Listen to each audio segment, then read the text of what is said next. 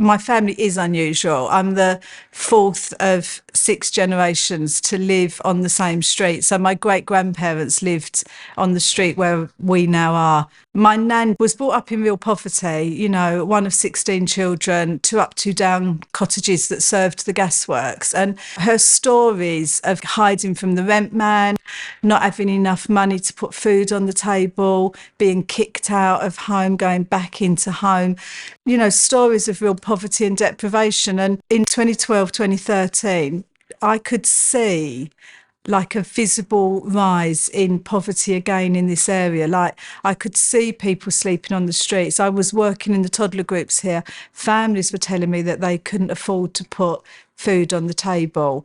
The whole idea of like, do I heat my house or do I feed my kids?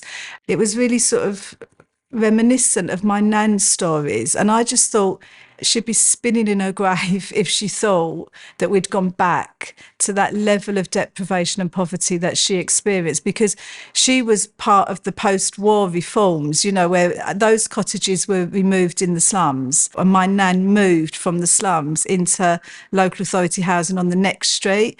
She had an indoor bathroom, she had heating, she had a welfare state that looked after her and her health and her children. And the idea that all of that was being unpicked and undone, and I couldn't sleep at the levels of poverty that was around me, it kept me up. My sister Sally is a theologian and she said it was a holy discontent. But for me, it was just a deep, deep cry within me. And I felt called to do something. And I didn't really know what it was, but I started to explore what could happen, particularly around homelessness. It wasn't something I knew a lot about. And I just met some incredible people on the way, like Johnny Adams, for example. Like I always describe him as this sort of bright-eyed, fresh-faced sort of new Christian that had discovered Jesus in an Alpha course and wanted that to make a difference. He thought it was going to be the youth of the East End. It wasn't the youth. Like they didn't get him, he didn't get them, but it was the homeless. And he had a real heart and passion for that. And so we just thought, what could we do? And we stumbled across a model, which was a church's night shelter. And it just felt like something that maybe we could bring into Newham. And so us and a lot of others and some people that just put their trust in us, goodness knows why, but they did. And we got 6 churches to open in November 2013. And we had a model where 15 people a night would stay in different church buildings. And NewWay was kind of born out of that vision, really. We moved on to think about what it would look like to have a place during the day for people to come, people that were rough sleeping and homeless. And Pete Lang was the director here, and they have that sports pavilion.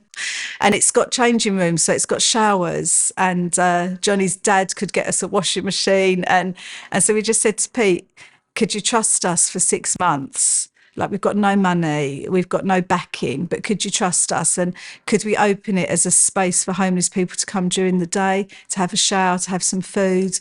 And Pete did, and I'm forever grateful for Bonny Downs for doing that.